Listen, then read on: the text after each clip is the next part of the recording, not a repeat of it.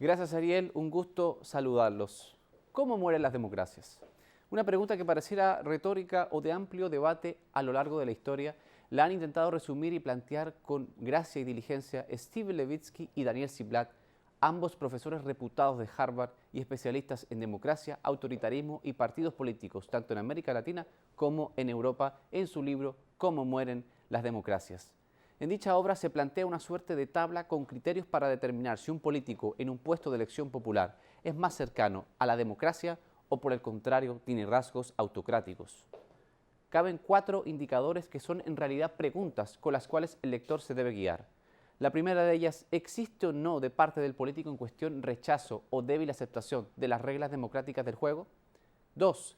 ¿Existe negación de la legitimidad de sus adversarios políticos? 3. ¿Tiene el líder en cuestión tolerancia o peor, promueve la violencia? Y número 4. ¿Existe predisposición a restringir libertades civiles de la oposición y, muy especialmente, los medios de comunicación? Como verán, con algún criterio se sentirán plenamente identificados cuando piensen en algún político que ha subido o está en el poder a lo largo y ancho de América Latina. El fondo de la cuestión es este. En el siglo XXI, los enemigos de la democracia siguen presentes, con igual o mayor fuerza que la que emplearon en el siglo pasado, en aquella época por medio de las armas y el discurso sobre una supuesta necesidad impostergable de restablecer el orden constitucional. Ha ocurrido en muchos de nuestros países, en Chile con Pinochet, en Cuba con Fidel Castro, en Argentina con Videla y por igual en la República Dominicana con Trujillo, por solo nombrar algunos ejemplos. Pero en todos los casos hay algo en común, y es que para desmantelar el orden y las leyes apelaron a las armas. Hoy, en cambio, la degradación institucional es retórica y peligrosamente silente.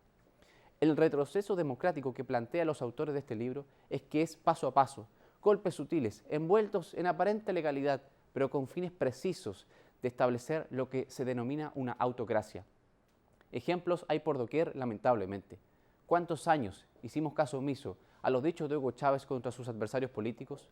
¿O la violencia que ejercía contra los medios de comunicación que le eran críticos? Con elecciones o consultas que perdía, simplemente respondía, es que el pueblo no entendió la pregunta, por eso perdimos. Nos trasladamos a Nicaragua y el escenario es muy similar. Democráticamente electo en las urnas, Ortega fue golpeando de a poco a sus adversarios, a los medios, a los demás poderes que no controlaba, para hacerse con todo el poder y modificar la Constitución y así reelegirse eternamente. ¿Fue con armas?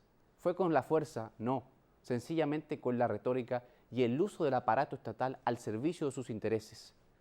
Hoy, Bolivia, por su parte, recorre peligrosamente un camino similar.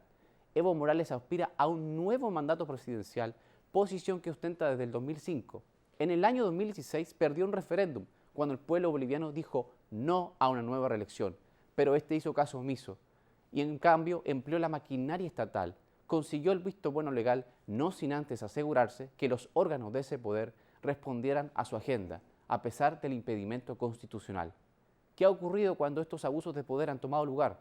Caos económico, crisis humanitaria sin precedentes y violencia.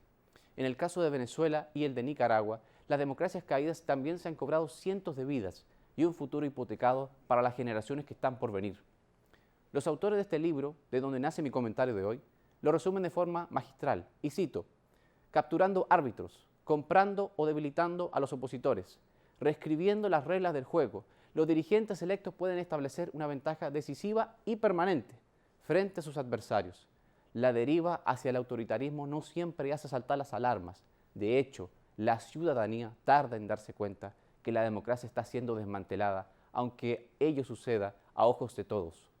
Cabe la pregunta entonces, ¿somos conscientes de que no importa la claridad de la Carta Magna en sus palabras sobre separación de poderes, de la transparencia, de la rendición de cuentas o simplemente del respeto a las leyes, si el cumplimiento cabal de estas no se defiende en la práctica? A los líderes electos democráticamente en las urnas no se les entrega un cheque en blanco ni un gobierno por decreto. Por el contrario, son los demás poderes y la ciudadanía, ustedes, los llamados a garantizar el fortalecimiento de las reglas del juego con las cuales ascendieron al poder. Les dejo esta reflexión y la invitación a seguir debatiendo, pues esa es la naturaleza propia de una sólida democracia. Con ustedes, Felipe Vallejos, hasta la próxima y seguimos en Visión RDN.